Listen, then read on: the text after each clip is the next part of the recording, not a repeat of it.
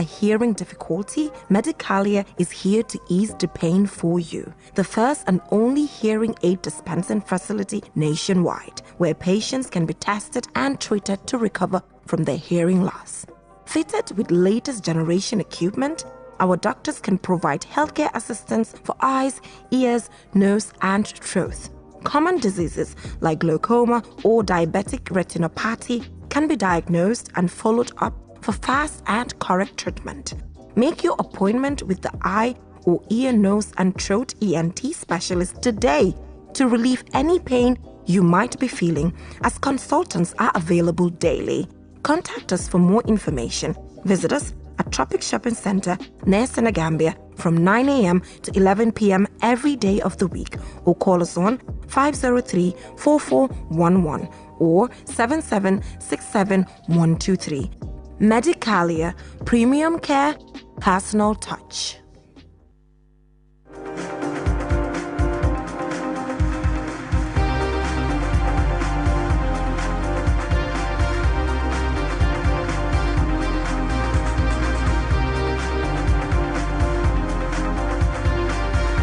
Good morning, you are watching QTV This Morning. I am Ibrahim Abalde. We are back again on another edition of This Morning. And on our program lineup today, we'll be doing the African proverb as usual. And of course, the newspaper review. We'll be joined by Julden Jai, a journalist. And of course, on social issues, we'll be looking at on social issues as well. Under this category, we will be looking at World Teachers' Day. Of course, it shouldn't fall under social issues. I mean, as far as it's World Teachers' Day, we'll be taking the live view there to look at the happenings at that area. I think they'll be doing a march path from Westfield towards the Kariba Avenue route. And we'll also talk to Ismaila Cisse and Aji Nos Jubate. Well, the Q Group Foundation is also offering a scholarship package to 10 students, a full sponsored scholarship package. Yes. Oh, yes. Yeah, so also we'll take a look at that. And throughout their 4 years of education, they will be providing full package of sponsors to them. So we'll be taking a look at that. And Lolly, welcome. Thank you very much, Mr. Balde. I feel great to be back again. You're looking fresh and sound this morning. Really? Yes. Oh, thank you. Yes. I mean, I heard Esonyasi was talking about your looks this morning. No, I nearly fight that boy upstairs. Oh, you call Eso a boy? Yeah, it's my boy. Eso, Lolly is calling you a boy. Are you a boy? He looks like a boy anyway. Yeah, he looks like a boy. A small boy. Eso don't get old. No, small but old. All right. And we welcome our newspaper review guest, Julden Jai. Yes, you're welcome. Good morning, Julde. Good morning, Mr. Balde. Good We were morning. expecting you yesterday. Yes. And today, you are turn here. up. Yes, I had some engagements to do, and it was unfortunate that I could not make it here, but thank God I am here today. Yeah. It's good to have you. Thank you so very much for having me on this morning program. Well, that's great. So, Lolly, we'll start with the African proverb as usual. So, what we do, what do we have there? Yes, the African proverb reads, "It is not the same day a leaf falls that it rots." That's the proverb for you today. It is not the same day a leaf falls that it rots. Okay. All right. Interesting one. Yes. I mean, I think this is a very straightforward proverb. Oh, yes. I mean, it's telling you little by little, gradually you will get there. Step by step. It's telling you there is no shortcut to success. You understand? So it's telling you, you know, you have to work to achieve it.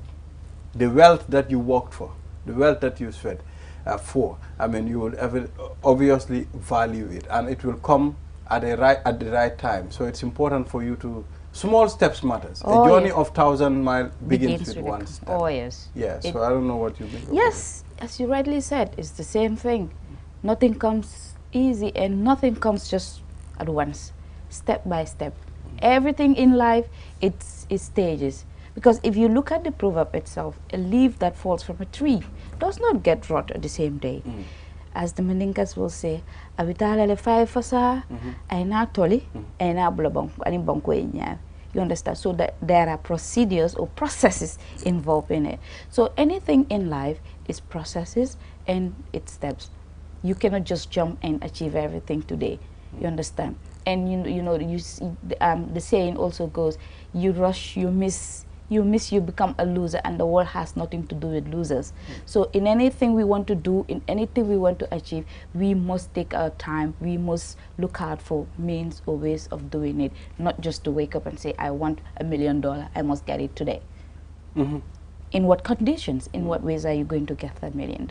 But lay your plans, work by them, and make sure you achieve it at the end of the day. Then it's worth it.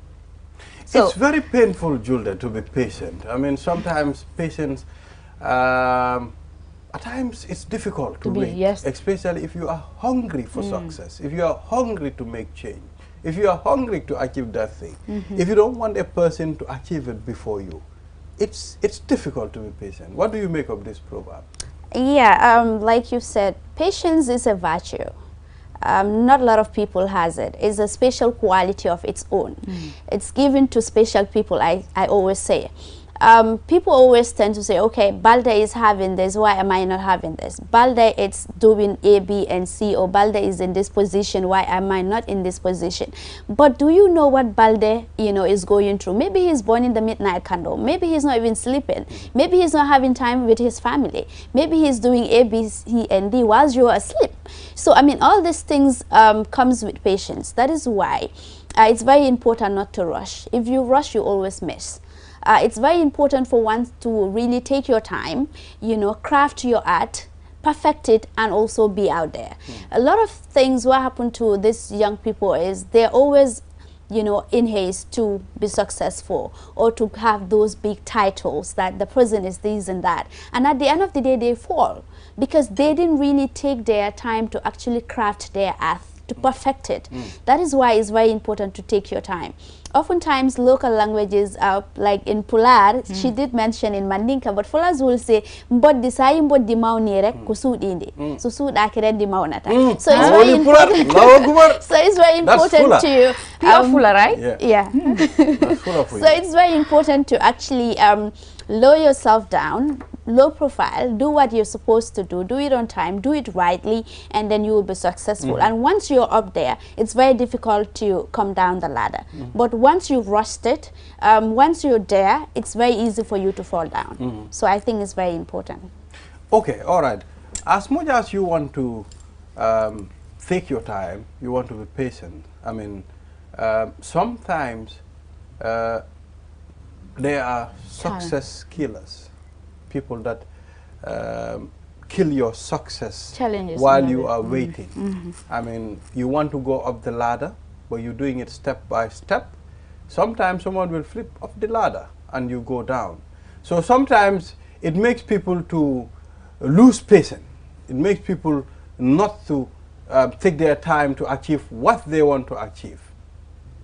So that, I mean, at some point they'll be in a haste to go to the milestone. So what do you make of this? I mean, is there any point you have challenges in your life? You want to get there, but it's difficult because certain people have blocked the way. We have seen it. It's in the society. It happens. It happens to me. It happens to everybody. I mean, this happens to you too? I mean, from a personal experience.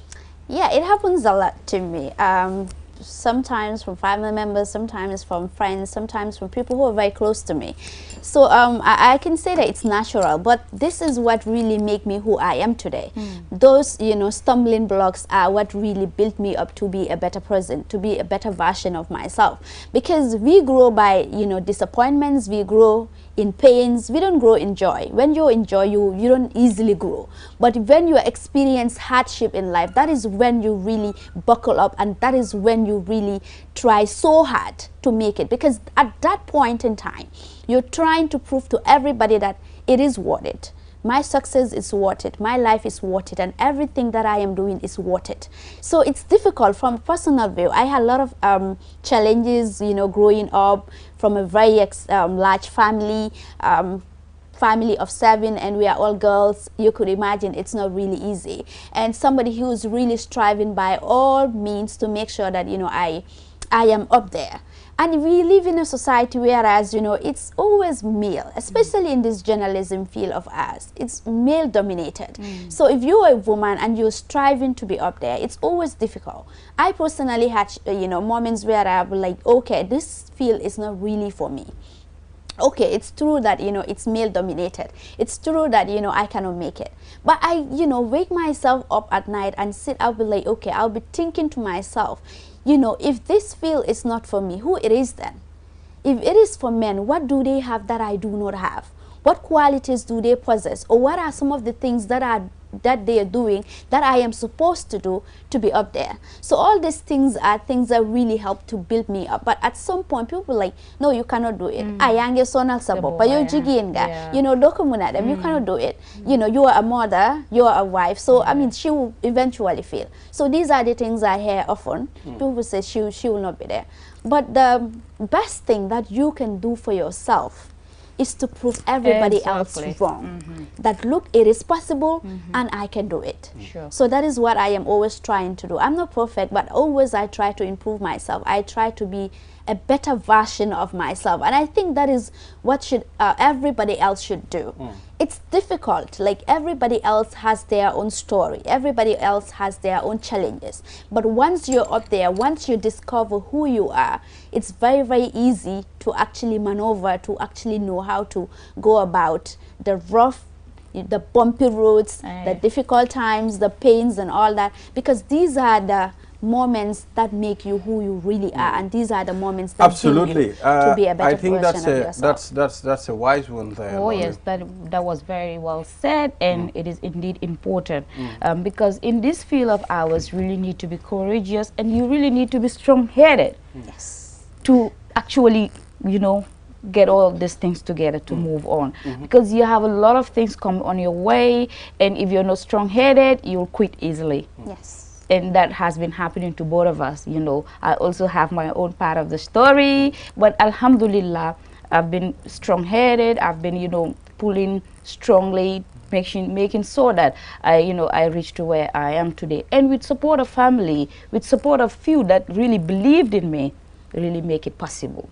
Sometimes when you feel like I cannot do it again, I cannot go further, they'll be like, no, just push a little, then you'll get there.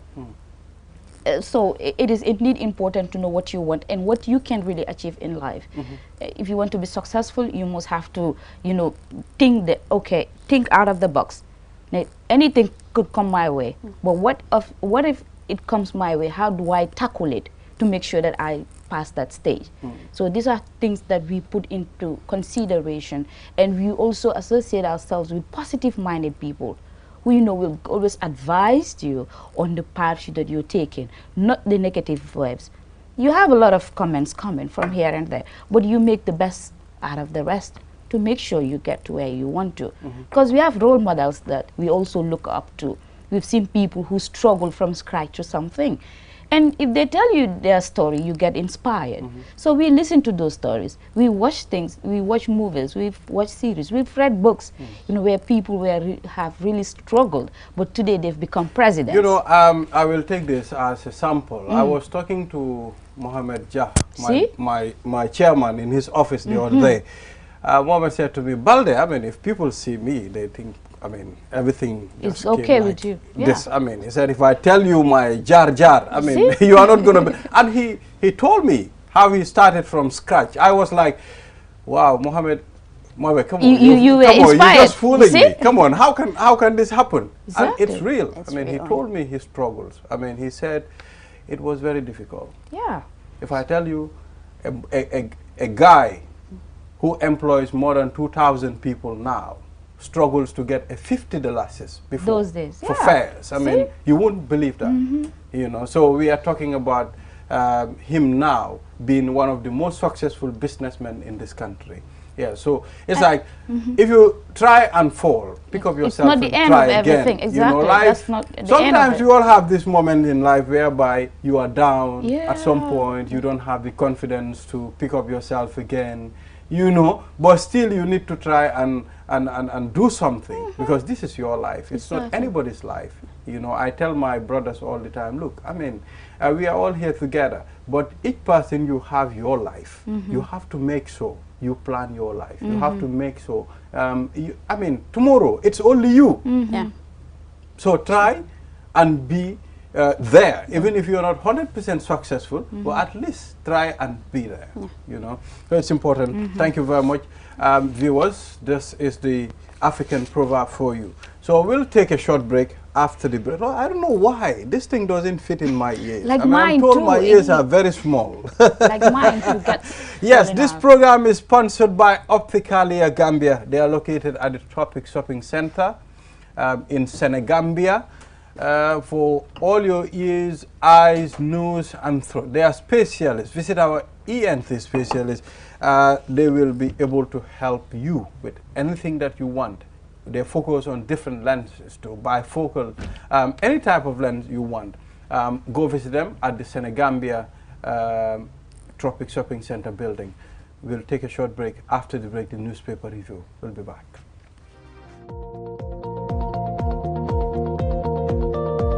To make sure your company's products and services reach your potential customers, it is essential that you choose the right channel for your marketing purposes. QTV has the widest reach locally and beyond, and we can give your business the visibility it needs. Call QTV Marketing on +220 324 4444 or email us at marketing@qtv.gm and take your business to the world. Q Money, the biggest mobile money service in the Gambia, has taken mobile banking to the next level. Now, you can link your Q Money wallet with your bank account. Yes, link your Ajib or EcoBank accounts with your Q Money wallet and get instant access to your cash anytime. No need to queue at the bank anymore. Transfer funds from your bank account to your wallet or your wallet to your bank account using Q Money Bank Link is the fastest, most secure, and convenient way to transfer funds between your wallet and bank account. For more information, call our customer care on 133. Q Money, Sunyu Kalpe. Terms and conditions apply.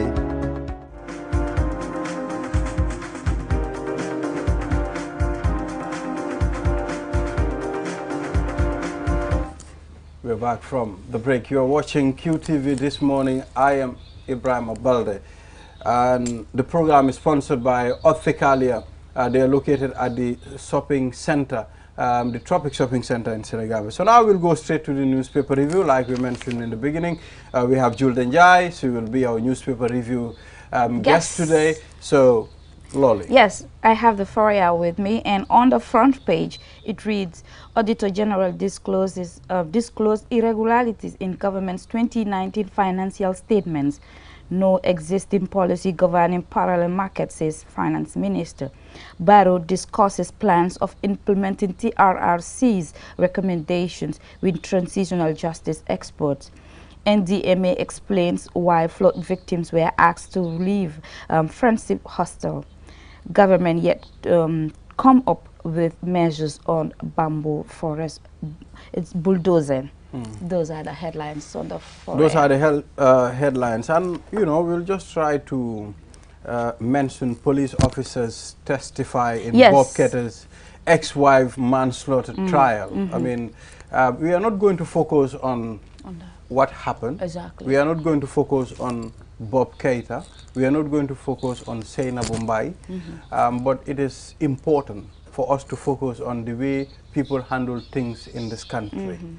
I mean, if matters are in court, people are in haste to give final judgment. You understand? People will say, Li Nila Deme, while they are not there. You know, we cannot say much. We cannot say Bob Keita raped the girl. We can say Bob Keita didn't rape the girl. We cannot say Seyna Mumbai killed that baby. We can say Seyna Mumbai killed her, as far as the matter is in court. Julde, once again, you are welcome. Let's start with this. I mean, people like talking too much. Sometimes they make conclusion at a very early stage. Yeah, like I said, Gambians are emotional people. we tend to be carried away by things that are happening, especially sensitive matters like rape, like murder, and all that. You know, these things really cloud our judgment, and we tend to act in a way, certain way that is not actually in line with international standard. Like you said, the Bob Keita, the Sainabou Mbye case, these are sensitive matters because it has to do with a baby. It has to do with a 19 or 18-year-old girl who was allegedly raped by the sister's husband. So these are sensitive matters. They are family matters. So they're very, very sensitive. So that is why always people ought to be cautioned what they say, what they write, and what they do. The court is there, and the judiciary, more than ever before, now they are independent. The judiciary, they are independent, has been tested times without numbers. So it's very important for people to actually leave these things in the hands of the judiciary, the judges, to actually do their conclusion, to do their work properly. But if people are really interfering with the cases, if they are tampering with evidence, if they are bringing out evidences in the public space, these are things that will really hamper the justice system of this country, and it's not really helping. You can say that, okay, I am helping so and so, I really want justice for this so and so person, but because of your actions, this will really delay the justice of that particular individual that you're really seeking justice for. So I think it's very important for people to be really cautious, in as much as sometimes it's painful. Sometimes we can all be emotional at certain point. Even journalists can sometimes be emotional. But what is important is always bring your professionalism, you know, in front of everything. Let your professionalism really be the judge. Don't allow your emotions to cloud your judgment. Don't allow your emotions to really carry you away As much as and do things. I mean, our justice system is independent now, but I think the justice system still needs to adjust itself. I mean, when you look at it, I mean, someone being remanded for many years, I mean, without any proof, without any proof that the person is guilty, I think that should be looked at. Those are things that we should not allow, I mean, to proceed. Otherwise, it will bring chaos. It will bring a lot of problems in this country. The problem is, I think, what people are saying, it's not about Bob Keita raped or not raped, Sainabou killed or not killed, but it's about Bob Keita being there for many years, or over 2 years, without being sentenced or being accused. Yeah, that's the whole point. Like you said, it's very important sometimes for people to really, the judiciary to really fast track some of these cases, because I mean they are of interest, of national interest. Everybody else is involved, directly or indirectly. So justice delayed is justice denied.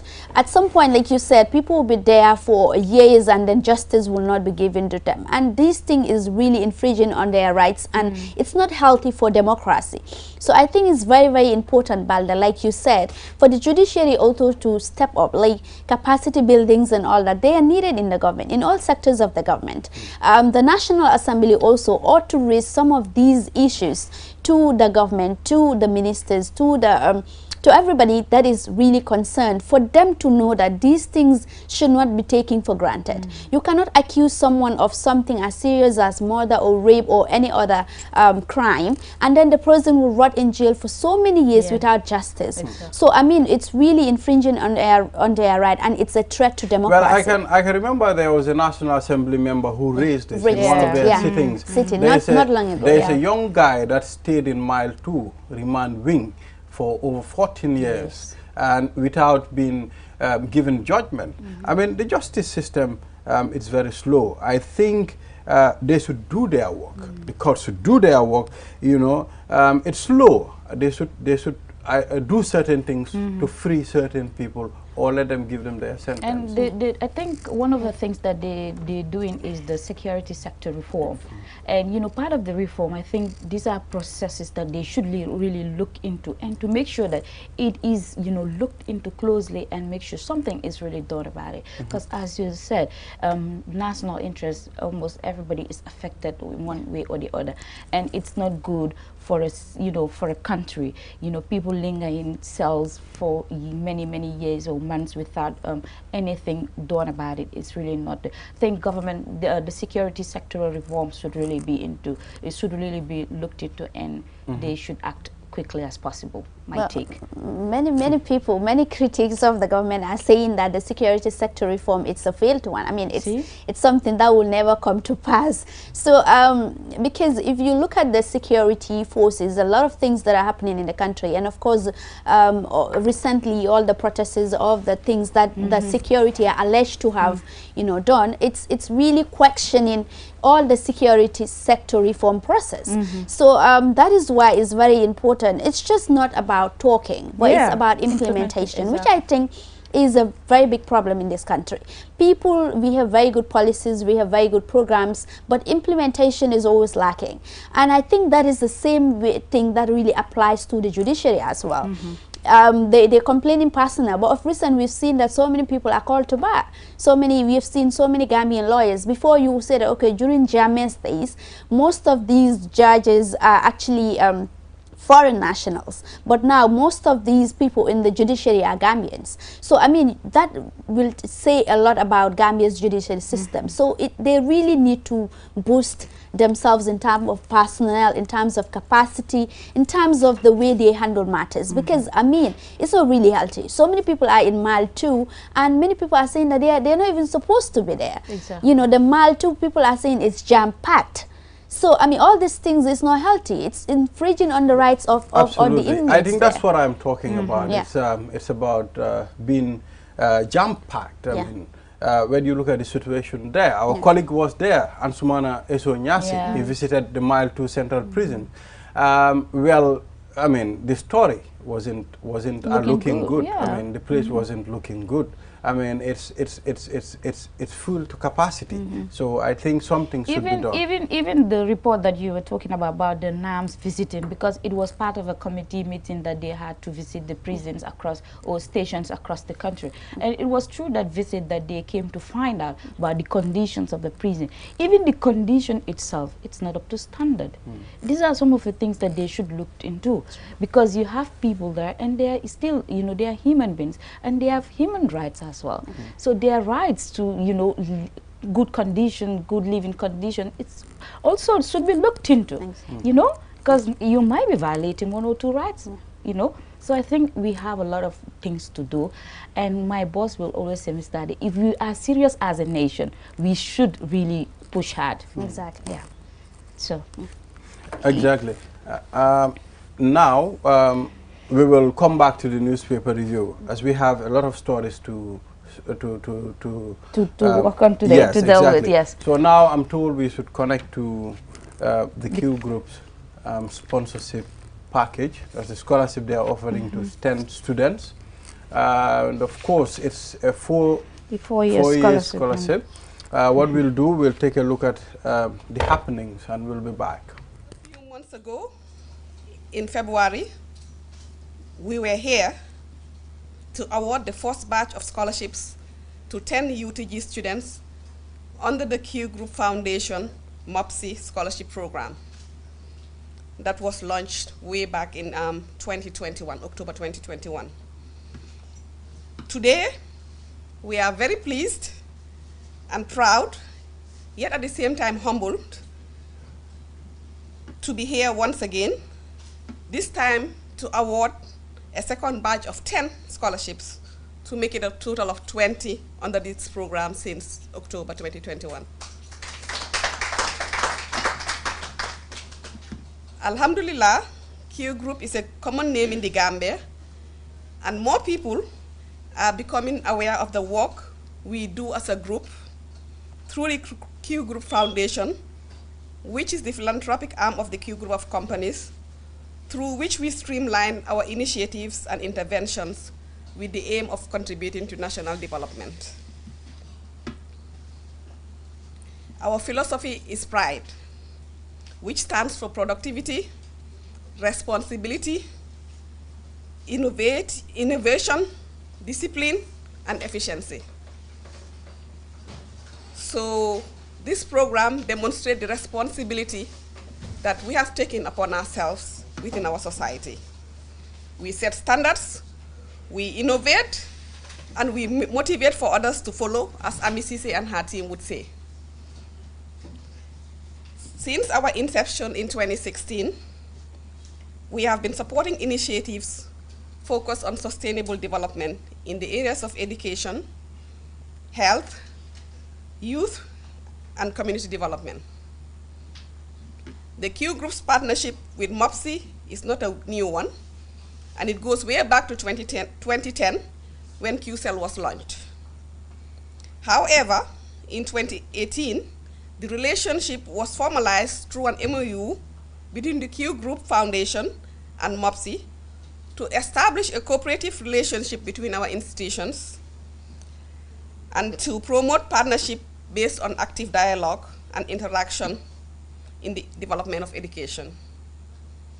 Together, we have partnered to work on many issues, from organizing spelling bees to fighting pandemics and keeping our students safe and keeping them connected, to supporting students, to most recently hosting regional conferences, such as the Africa Curriculum Conference, which was held here in Banjul in May 2022.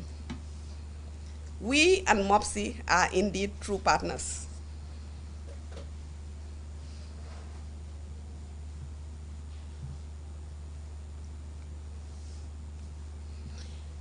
The Q Group Foundation has been offering scholarships over the years to several students in various disciplines, and we are still doing this. But this partnership with MOPSI is very special to us. It was launched to particularly address the gap we are currently facing as a developing nation with a huge brain drain in hopes of refilling the bucket in the critical areas of science and technology, engineering, and mathematics, otherwise referred to as STEM. Being a technology-based company, we have been having challenges to finding suitable qualified Gambians in technology and related fields, and we know that other organizations that work in STEM areas are also facing these challenges. So we decided to lead the way once again and work with MOPSI this time, and we are hoping others will emulate. Thus, this partnership was specifically established to bridge the gap that we are seeing in our institutions of higher learning, and most importantly, to encourage young Gambians to venture into mathematics, science, and ICT-related programs at the University of the Gambia. Under this program, 10 deserving students will be awarded a scholarship, and the awards will be distributed equitably across the 7 regions in the country, regional education directorates, as the MOPSI people would like to call it. The scholarship will cover tuition fees and free internet access for the entire duration of your study program. Like I mentioned in the beginning, this is the second group that we are awarding to make it a total of 20 and this year. And the reason is because the first 10 we awarded in February were supposed to be awarded in September of last year, October of last year, September, October, for that academic year. But because of the delay due to COVID, the grade 12 results were out in December, and that's why those were awarded in February. So henceforth, every year we will be awarding around this time when the results are out.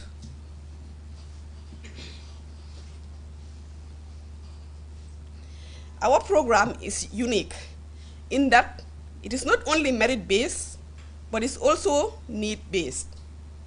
Meaning, if you have all A's, but your father is a millionaire, like Lasana Tunkara here, who can afford to pay for you, you will not be given the scholarship if there is a daughter of a market vendor who also has the same grades but has no means of having access to UTG without support and has applied for the scholarship.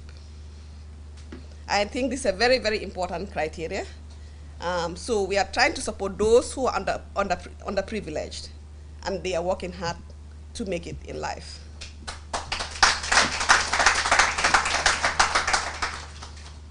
Among the prerequisites for applying for this scholarship is that you must be a Gambian, must have completed grade 12 WAS or IGCSE, and must already be admitted in the UTG in one of the STEM disciplines that was listed.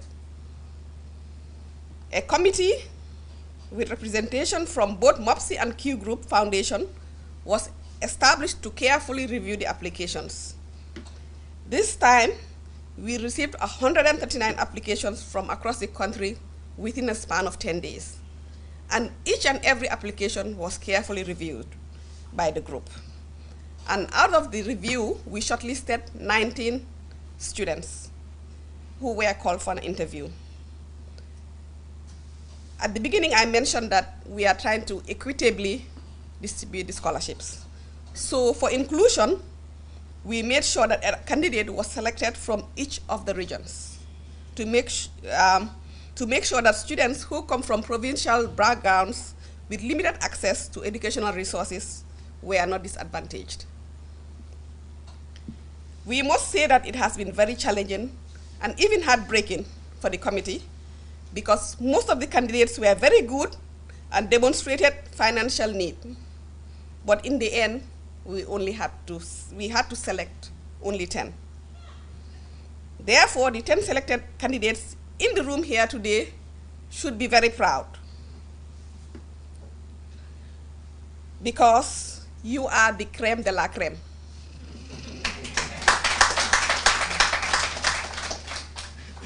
We congratulate and celebrate you and your families, and we hope that you will make use of this opportunity, and you will come out at the end of your studies victorious with flying colors, and you will be able to contribute your quota to our dear country.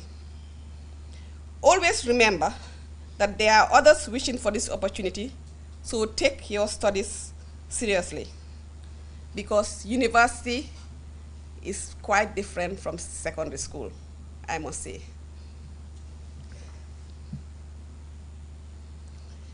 Therefore, we will not only give you this scholarship and disappear. We will be monitoring and counseling you throughout your study period to ensure that you will maintain a minimum B average required to continue benefiting from this program. And that you come out at the end well-equipped and ready to face the challenges our country is experiencing. You will be getting calls every now and then from Auntie Nima, who is basically the coordinator of this program. And those who are struggling or having issues can contact her. We have created a WhatsApp group for all the beneficiaries. So today we will add the new 10 students to that group. We encourage you to talk amongst yourselves, to share experiences, to share your problems with us. And our doors are open. You can come anytime, and we're ready to listen to you and guide you through this process. This year, we have a very special announcement to make, because in addition to the tuition fees and the MiFi router with 10 GB monthly data, free data, that we have decided to add something very, very vital to the scholarship to make the package more useful to you. We know that we cannot send you to the middle of the sea to fish without giving you a fishing rod or a net. As we all know, information technology has become an integral part of the learning process, used extensively to enrich and enhance the student learning process. So this year, every scholarship recipient will be going home with a high-end laptop.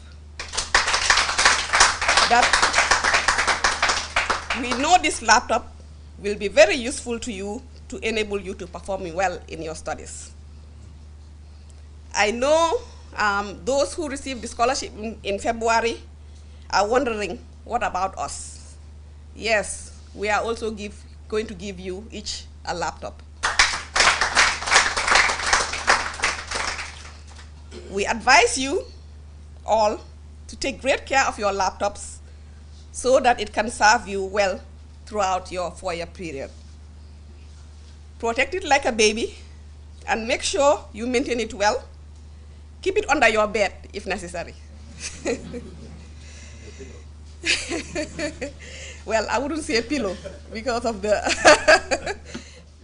Yes, we are back again. Interesting. Keep it under your bed if necessary. That's the point for me. But not under your pillow. Yes, exactly. So I think this is very important. It is. The Q Group Foundation, we are known for this. Oh, yes. I mean, when you look at some of the things that the Q Group Foundation is doing or have done or already did for people, talk less of things that we know and things that we don't know.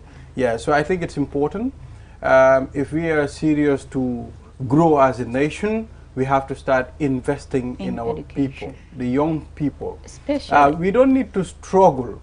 While you have very good grades, you don't go to the university or you don't further your studies because of financial problems. I think gradually we will get there, yes. It is indeed important. Before the guests come in there, we must commend the Q Group Foundation for a laudable initiative. They started it last year with 10 students, this year too, 10. And this year, part of the budget or part of the package is giving them free internet plus a laptop. That will really go a long way in helping them achieve what they want to achieve in education. Because we know university is full of research. If you are at the university, you must do research. So Q Group are not only sending you to the university, but they are also equipping you, making sure that your stay at the university is really easy. So we just need to tell the students that the luckiest one, that let them take the opportunity seriously, let them not go in the middle of everything and stop. Because now they are the ones that are chosen. Let them, because others have not been chosen. Exactly. So let them make the best use of very, the opportunity. very important. And another important thing that she mentioned is across the board, 7 regions of the country. Because we have bright students also in CRR, in URR. So considering them, bringing them on board is really worth commending. Very important.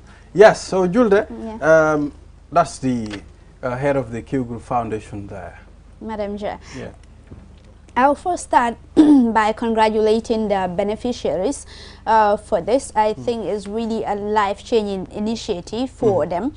And the one thing that really stands out for me is the fact that they're going to guide them, and of course they're going to consult them. Oftentimes people are issued scholarships, people are issued a lot of things, but then at the end of the day they are left alone. They will not be guided, they will not be counseled, they will not be monitored. So monitoring and evaluation, I think, is very, very important for any nation to grow, for any individual to grow. You will grow knowing that someone is really monitoring you, knowing that someone is really concerned about you, knowing that someone will really give you feedback later on. So I think that is very, very important. Another aspect is the issue of internet. We know that internet is very costly. I think Gambia is one of the most expensive countries in Africa. So it's very, very important for students to be really equipped with the necessary gadgets like computers, like internet, to be able to do their research well, to be able to deliver. A lot of the challenges that university students are facing is because they don't have the necessary facilities to do their work. They don't have research facilities. The internet is usually very poor, so they find it very, very difficult, especially those who are the STEM students, science and technology. We know that the future is technology. Sure. And Gambia should really move towards other countries who are really striving.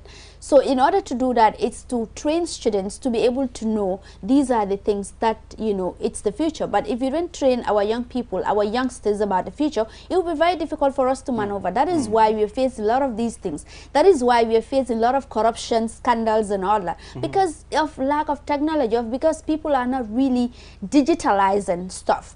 It's manual, so you can easily maneuver or cheat manuals. But digital is very, very difficult, because at the end of the day, people can trace that.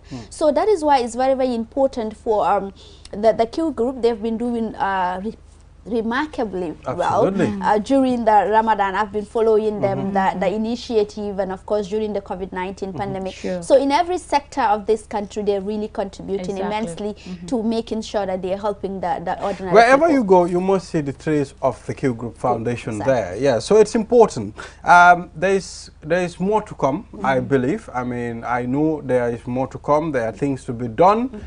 And of course, it's also a good news to the previous students. I mean, they'll be giving them laptops as well. So you see, these are things that will encourage a person to learn. So we don't have to fear anymore. After high school, I can go to university, you know. So I think this is an opportunity for us to be serious as a nation. Exactly. But also, it's important for us to advise the youngsters, I mean, those that acquire this scholarship. If they finish their scholarship, their university program, let them stay and work for their country. Oh, yes. We have seen people that are sponsored. We have seen people that are given full-fledged scholarship. At the end of time, they will leave, get appointment somewhere, and go. And some of them, these are government scholarships. I've seen people that are sent by the government to go and study. When they are back to this country, they go back to other countries to do certain things. I don't think this will help our motherland. And another point that I like about this, the whole package is they're partnering with education, Ministry of Education, to ensure that gaps are, you know, bridged, because in between science and technology, there is still a gap.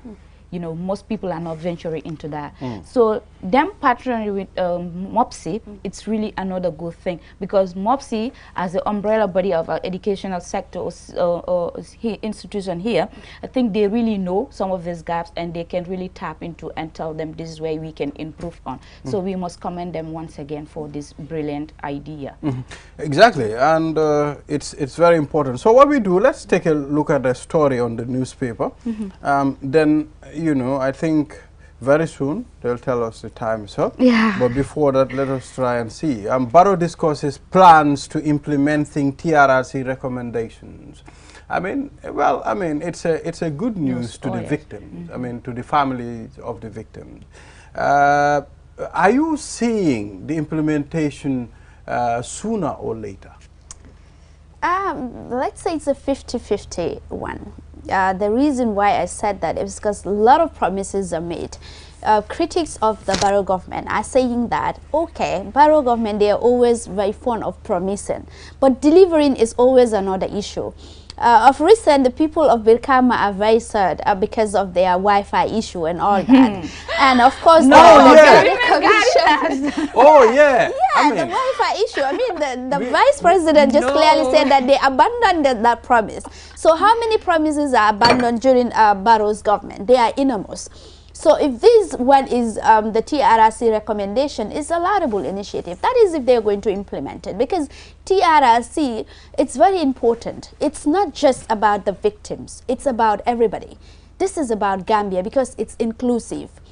Every family you go to is either you're victimized in one way or the other. So it's a national interest. It's not just about the victims. That is why the implementation is key. This thing can really make us or break us as a nation. Because if we don't take this thing seriously, human rights violations, if you don't take them seriously, they will continue. And if they continue, it's going to affect this country. So a lot of things are said, a lot of things, people are traumatized. Most of these victims are traumatized and they're seeking for justice. And justice, democracy cannot flourish in the absence of justice. So justice ought to be done, in as much as reconciliation is very important, but justice ought to be done. And the government of the Gambia, you know, they should be seen doing this, not just saying. I think right now the victims have heard enough of the promises. What they want to see is implementation of those promises. Many victims are coming forward to those who were promised overseas treatment and all that. Most of them are saying that they are having challenges with regards to that. That's the reparation. Reparation side of it. So that is also another issue. So the TRRC, the government of the Gambia should know that this is very, very important. Is a legacy for the Gambia, is a legacy for the Barrow government. Because yes, the Janneh Commission came and then people alleged that a lot of witch hunting and all that. So, but Janneh Commission, financial fraud is different from human rights violations. So that is why they ought to be treated with caution. They ought to be treated with seriousness. This government cannot really achieve anything, to be honest with you, Balde, if the TRRC is not fully implemented. Well, we are not going anywhere as a country. We are hopeful. I mean, because the government accepted almost all the TRRC recommendations. So when the government comes out and say, okay, we want to implement the recommendations, we will look at them and say, yes, okay, how are you going to do it? I mean, we are expecting and waiting. So, because this have to do with all of us. I mean, because, I mean, the previous government did not arrest or killed my family member, doesn't mean you're not affected. I'm not affected. I'm affected as well. My rights were also violated. I mean, I should have been taken to the TRRC at least to say my own. Really? You know, yes. The rights have been violated in this country. So it's important. Thank you, Julde, for coming on this program. I mean, it will be very important to have you here again to share this platform with you. Yeah. So thank you for coming. We appreciate it. Thank you. Thank you so very much, Balde. I really appreciate the invitation. Thank you, Lolly. Thank you very much to QTV for really having me. I really have a great time here. Thank you. All right. And we hope to have you again. Yes. All right, viewers, we'll take a short break. After the break, we'll talk to Ismaila Cissé and Ajinos Jubate. As you know, it's from the Teachers Union. It's World Teachers Day. Today. Yes. So it's important. What would have been the world without teachers? Two of my siblings are teachers. Exactly. So very important. I'm part of it. We'll take a short break, then we'll go straight to that. We'll be back. Modern auto service in the Gambia. Espas Motors is the only authorized dealer in Chevy,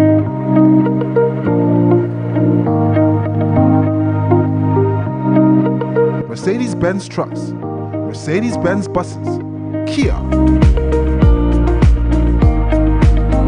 Ford,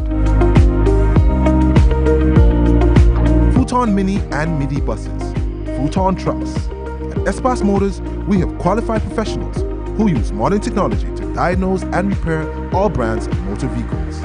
Espas Motors services include auto sales, auto repairs, vehicle painting, availability of high-quality spare parts, towing services. We are reachable at any time. Call Espas Motors on 352222 353-4444 or locate us on the Bertel Harding Highway. Espas Motors.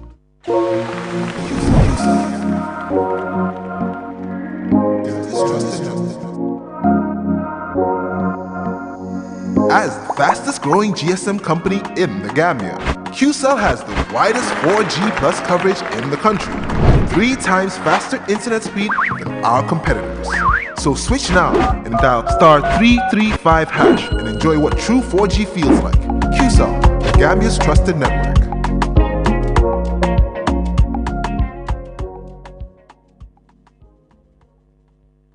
Q Money, the biggest mobile money service in the Gambia, has taken mobile banking to the next level. Now, you can link your Q Money wallet with your bank account. Yes, link your Ajib or EcoBank accounts with your Q Money wallet and get instant access to your cash anytime. No need to queue at the bank anymore. Transfer funds from your bank account to your wallet or your wallet to your bank account using Q Money Bank Link is the fastest, most secure, and convenient way to transfer funds between your wallet and bank account. For more information, call our customer care on 133. Q Money, Sunyu Kalpe. Terms and conditions apply. Save up to 50% energy with the new side-by-side Samsung refrigerator. Samsung air conditioners come with HD filter and antibacterial for your protection. Save time, energy, and effort by using our washing machines, loaded with innovative features that offer superior cleaning technology. Step into the future of television with our slick and slim Samsung Smart TV designs. Sizes range from 32 to 85 inches. Smart LED, Crystal UHD Ultra High Definition, and QLED Quantum Dark LED. Get new ways of interacting with your TV. Unparalleled vision, right from the comfort of your living room. Our products are backed with 1-year warranty. Visit us at QCell Building at Caraba Avenue or at Boost Turntable. Contact us on 333-3217 or email us at info@quantumnet.gm. QMoney is back again with its easy-to-use, secure and convenient mobile app that allows you to carry out all your transactions. No matter where you are or what time it is, you can always access your funds. With the new QMoney app, you can cash in and out, buy credit, buy QPower, shop, make payments, and so much more. You can also send QMoney, pay bills, receive international remittances, and transfer cash to others. Just download the app from your Play Store or App Store and get started. For more information, call customer care on 133. Q Money, Sinu Calpe. We innovate, others follow.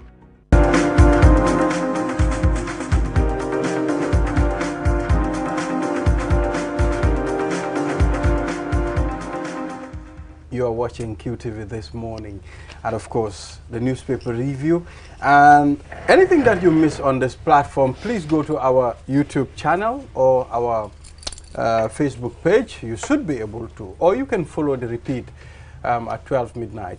Now we'll go straight to World Teachers Day. What would have been the world without teachers? I mean, I think teachers are the most important when it comes to the life of an individual, because we send our kids to school. I mean, the whole day they spend time with the teachers. I mean, I think teachers have the whole chance to change and save a student anyhow they want. So they stay with our kids. At the same time, they do everything for our kids. So now, we have Ismaila Ceesay, Gambia Teachers Union President, and Aja Nurse Jubate. I don't know where the nurse is from, anyway, but she's really clear. I was thinking it's a nurse on the platform. Yes, Regional Youth Coordinator, Gambia Teachers Union Young Teachers Platform. Lolly. Yes, so ladies and gentlemen, good to have you on this platform. And on this very important day, the World Teachers Day, we must say congratulations on your day, and I hope you guys are having a good celebrations. Yeah, You're welcome first. Yeah, but today I'm going to be gender biased. I mean, Mr. Ceesay will start with you. Really? Mr. Banda, why yes. that? No, why? Because he's the president? People come and every time Musolka for Musola right. But in France, saying Keola right. Really? And you're starting it on this on this platform, yes. We can start today. Exactly, yes. So please take us through the importance of having this day. Thank you so much for having us here today. Once again, good morning to the Gambia, and good morning to everyone else out there listening to and watching QTV. World Teachers Day is a day set aside for the celebration of teachers all around the world. If you like, you started with your introduction. Teachers all over the globe today are celebrating. They want people to understand and then know the importance of important contribution teachers are making to the socio-economic development of our nation. And then again, when you look at the teachers, celebrating teachers means we are celebrating ourselves. Oh, yes. Because these are the people who are responsible of our future leaders, these are the nation builders, and these are the people without whom the country can move on. So once again, today is World Teachers Day, and we are celebrating World Teachers Day today. Okay. Before Lolly comes in there, I mean, what is the manner in which you are going to do this celebration? Is it the usual one, the march past, you know, then give speeches, or do you have anything that you are adding this year? Yes, we have different formats in celebrating World Teachers Day. Before, we used to centralize the celebration, which is done here in Region 1. But now we have started decentralizing the celebration all over the country. Every region has their own celebration, where teachers will gather in one of the regional centers and then have the march past, invite the various stakeholders in education, and then give various speeches and, you know, and all sort of activities. Sometimes, you know, like the young teachers also this year, our Young Teachers Platform, they are also celebrating World Teachers Day in Region 1. Currently, they are now, at the moment, they are in West Park, wherein they had a march past from Kanifing Municipal headquarters and then up to the West Park in Serekunda here. And there will be speeches, and also there will be some fanfare at the end of it. All right, okay. So, tell us, I mean, I can see you're the Regional Youth Coordinator. What do you do? Okay, I would still introduce myself, hence you want to be gender biased. Yes, do that for yourself. Okay. You should have even allow her to. Balde is not been Anyway, once again, my name is Ajanos Jabate, Regional Youth Coordinator of the GTU YTP, that's the Gambia Teachers Union Young Teachers Platform. We are the third organ of the GTU after the Credit Union, that's the GTU CCU, and the Ladies Society. Our role in the society obviously cannot be underestimated because 60% of the Gambia's population consists of the young teachers. And we serve as a bridge between the young teachers, the government, and even the GTU main body. So in a nutshell, we fight for the welfare of the young teachers in the teaching fraternity as far as their profession is concerned. Yeah. Well, you fight for the plight of the young teachers as far as this profession is concerned. Yeah. I mean, but we've seen young teachers complaining a lot. I mean, we've seen sit-down strikes, we've seen activities. I mean, I hope you people are fighting well. Yeah, we are fighting well. It's not an easy task, and it has to be in a piecemeal form because this has to do with the life of the people. And by virtue of their profession, I believe this is a livelihood for many teachers.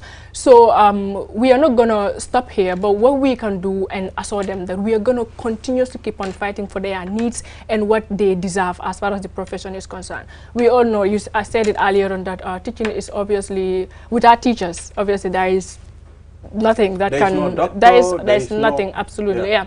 So obviously when that situation arises, we would see that those involved in this profession, we make sure their voices are heard, and then we try, especially the young teachers, because they are the ones that I'm sitting here for or serving, because we would want something that will motivate us so they can stay in the teaching field, and then by virtue of the profession, they feel that their dignity and pride is being respected and obviously observed.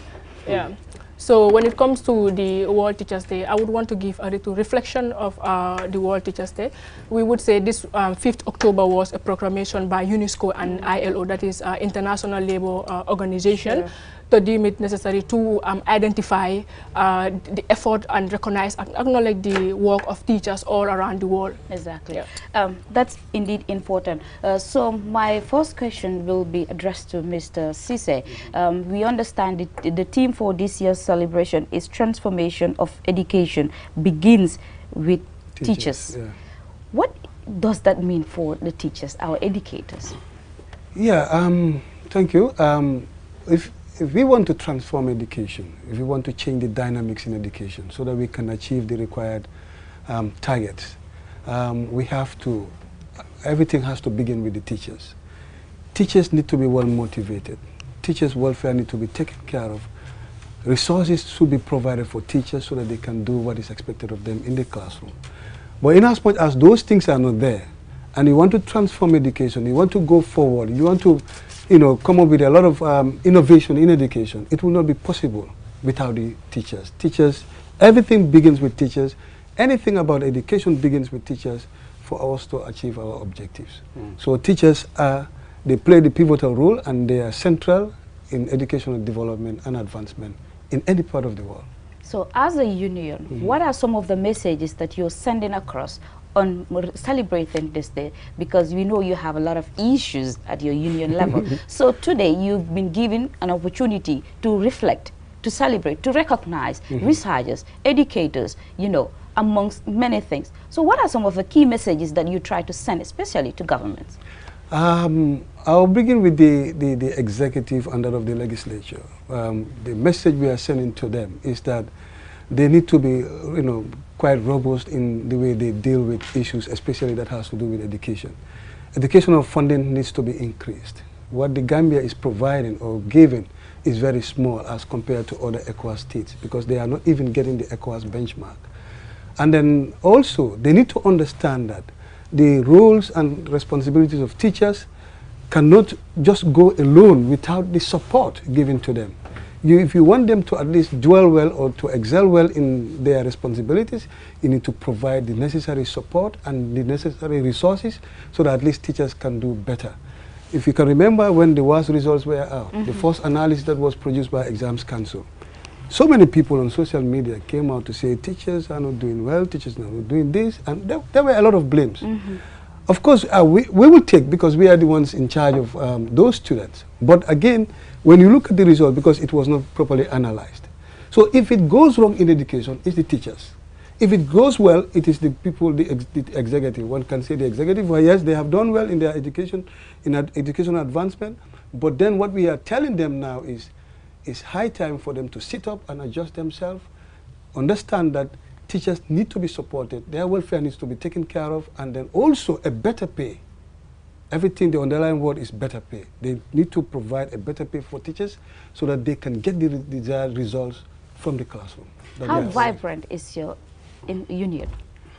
The Teachers Union is very, very vibrant. We have been existing for 80-something years, you know, and we have been all the time advocating. Every day we are on advocacy, every day. In fact, right now, just a couple of weeks ago, our Young Teachers Platform, you know, prepared a position paper to the National Executive, of which I'm the president, and we push it to the Ministry of Basic and Secondary Education. This is a list of host of demands, that is the allowances, because we've seen just in July, government increased 30% on the salary, but that 30% is just a drop in the ocean. It's a chicken change, and we are not settling for that for now. Okay. So we are now asking government to at least understand that 30%, looking at the hiking prices in the country today, is nothing. And then when they were presenting the parliament, the finance minister said this is not going to affect price rise, but that has not been the case. From July to date, there has been an increase, in prices. So we are saying that they need to reconsider the allowances that the teachers have been paid for. Everything needs to be revisited. Some of the allowances have been there since time immemorial. And for more than 15, 20 years, and the same thing, you are paying somebody $1,000 for a particular allowance, that is not what we are looking for. And we are providing certain services, essential services to education, and we are not being reimbursed. We are not being given anything, just like the examination invigilation. And those are things that we are asking for now, and we have already written to government, waiting for responses. Well, I don't know of maybe some of the activities, but I mean, I know of the Teachers Credit Union. Yes. Yes, I know that is very effective. Very. I have seen many people talking about it, So tell us about the credit union. It's important for us to discuss that here. Yeah. I will say a little and then allow her to come up, because they are our young So what we'll do, we'll go back to the auditorium. They are presenting the certificates. We'll be back in the studio again. Let's take a look at the presentation.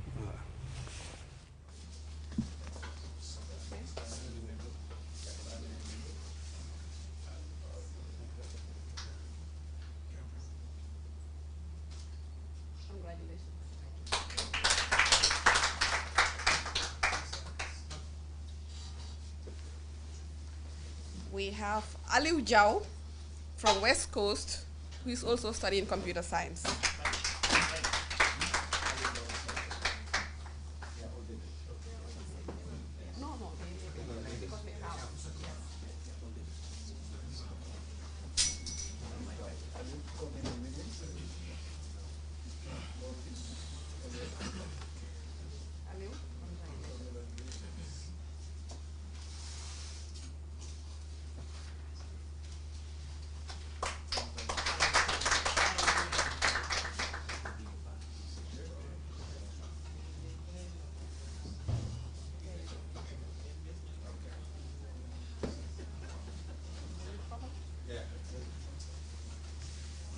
Aisitu Bige Pane, also studying computer science from West Coast.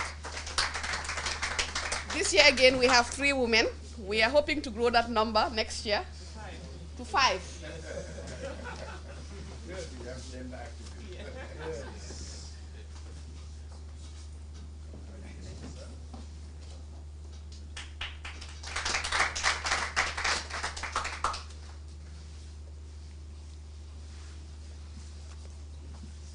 We have Natal, and I think Natal is the last recipient from West Coast. So Natal is studying chemistry, and she hopes to be a biochemist.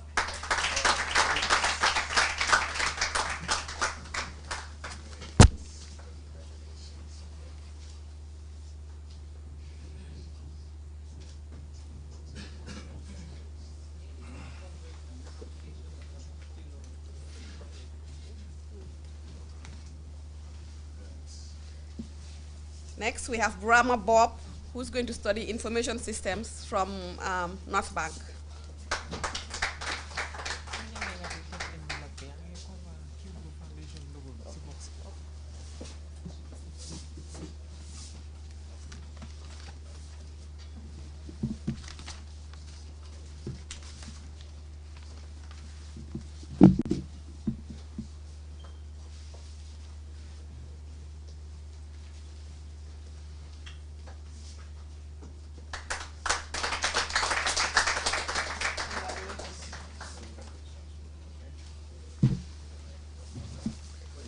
We have Yaya King Kamara. And Yaya is from where? I think Kanifing. Here. And he wants to major in computer science and minor in information systems. Kanifing and Banjul were combined, joined together during the evaluation.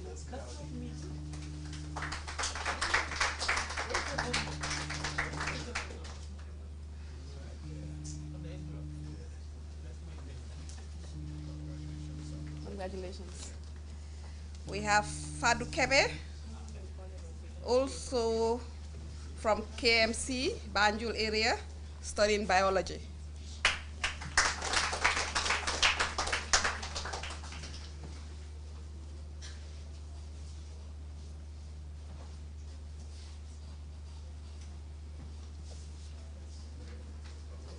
Oh, Fadu is short, so bring it down.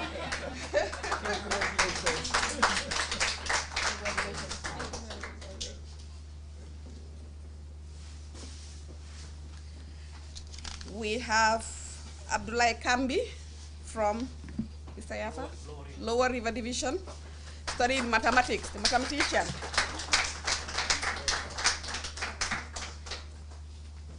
Congratulations.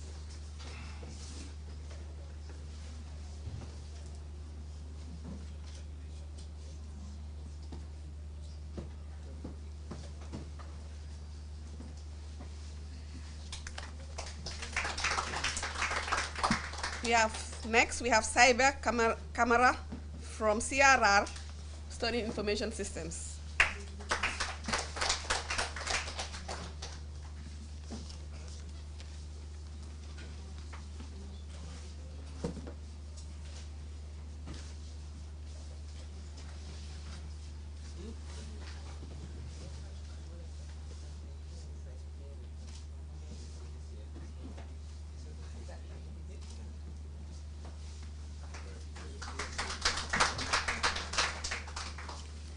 Last but not the least, we have Ibrahim Sow, studying biology from URR.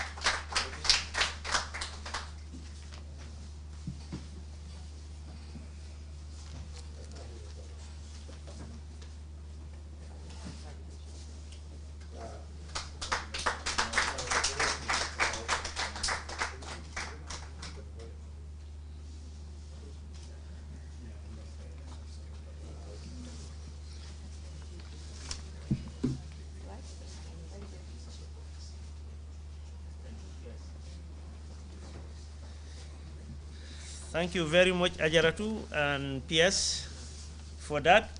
Now I like to call on the Director of Science and Technology at MOPSI and Alhaji Omar Lek to give the awards.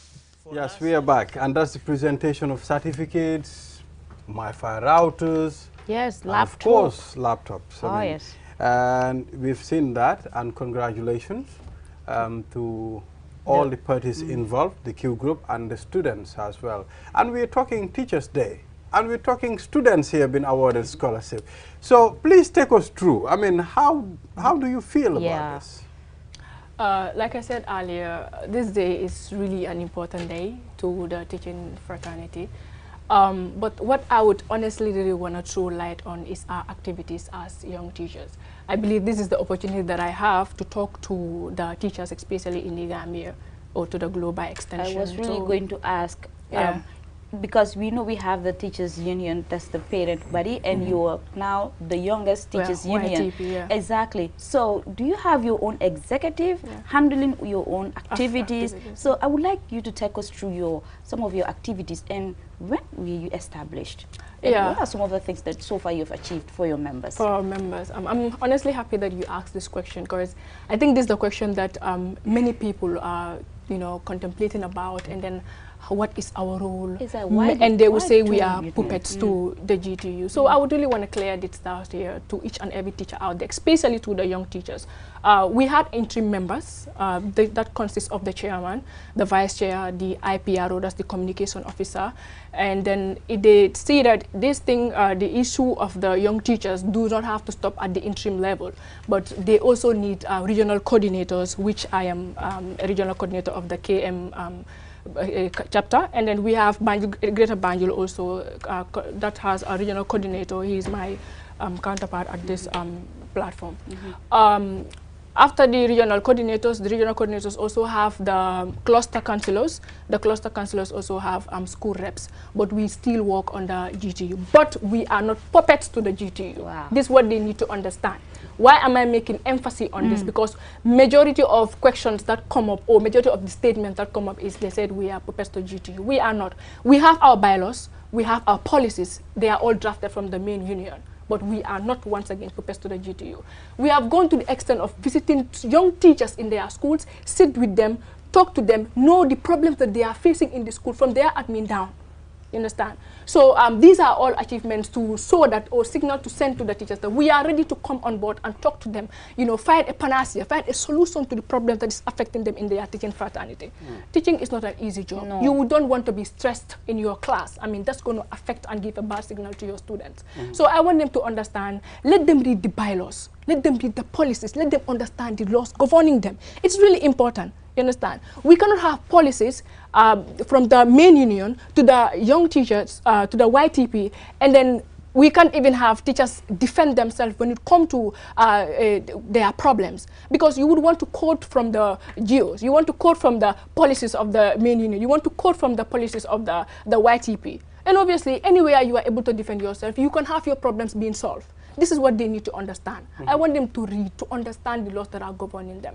It's really important. So are you sensitizing them? We are really sensitizing them. We told them that any information that they need, any doubt that they have about either the main union or the YTP in particular, the secretariat is there. We have our WhatsApp groups where over 200 teachers are there, but sometimes you will see them exiting on the page. I don't know, for some reason. So how effective is your communication mode? I mean, it's important sometimes to be in constant communication. This is what I'm saying. For the medias, we are on Facebook, we are on IG, we are on Twitter. We have the WhatsApp group also as well. Our IPRO is the most effective communication officer, Mamadou Bakadem, that I can say. Anywhere you reach out to him about anything that you want to clear about, he is always available. And then the GTU also, that's the main body, is also available. They are working endlessly to make sure that the welfare of the teachers is being had. Any problem that they have, the teachers, the door is open for them to come to the secretariat, and then if they want any resource or material that they think they want to interact with, ranging from the GTU constitution to the our bylaws and our policies, it can be handed to them free of charge. We are not charging that. Exactly. So, Mr. Jubat, is it Jubatis? All right, I'm giving him your surname. Can you tell us, I mean, what are the things that you are doing as a union to improve the capacity building of your teachers? I mean, it's very important. I mean, we don't need to have mediocre teachers, so to say, in our classrooms, because these are the people that are molding the leaders. So I think it's important. What are you doing on capacity building? We are doing a lot at our end in terms of building the capacity of our teachers, young teachers, the head teachers, and all other members in the fraternity that are holding responsible positions. We are also partnering with MOPSI to ensure that push, behind the scenes all the time to ensure that more scholarship is awarded to teachers so that they can get to the university. GTU always try to tap funds from the donors for support in order to be able to provide leadership training for teachers.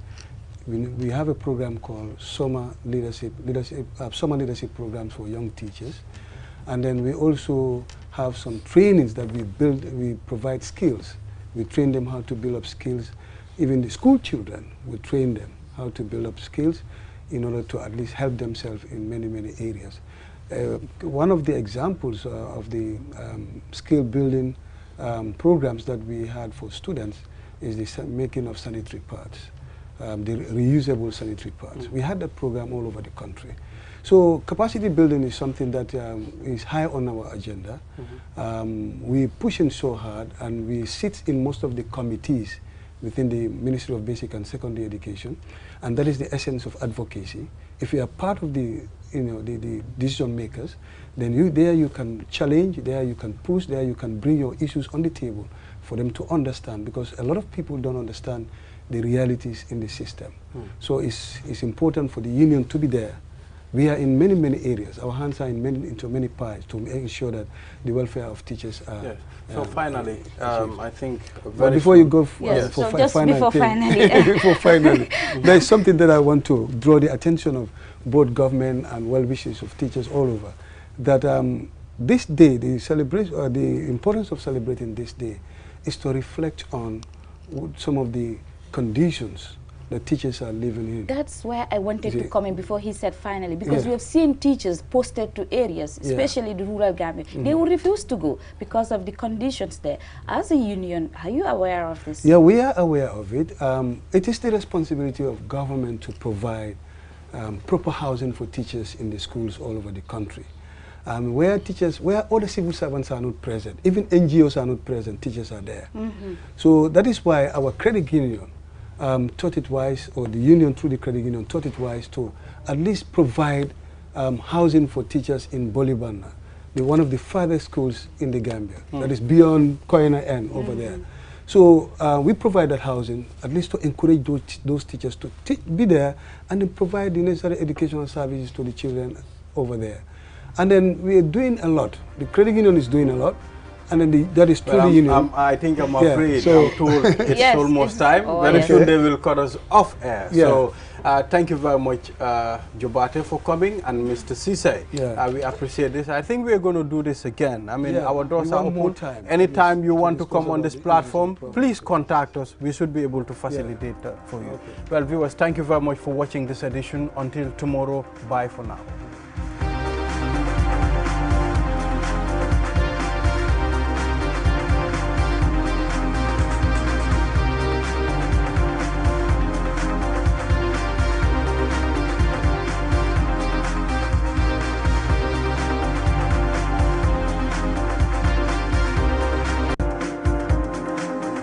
Opticalia is a leading European brand which is now in the Gambia. Are you looking for glasses? Then you have come to the right place.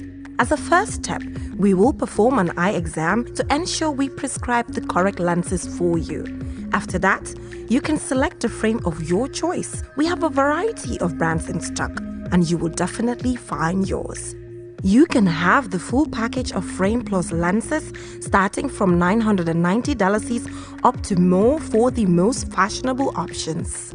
Once you find a frame you like, your lenses will immediately be edged by our lab technician. Within 30 minutes, you will be able to leave with your prescription glasses and a huge smile on your face. How amazing is that? Visit us at the Tropic Shopping Center near Senegambia from 9 a.m. to 11 p.m. every day of the week, or call us on 503-4411 or 7767-123.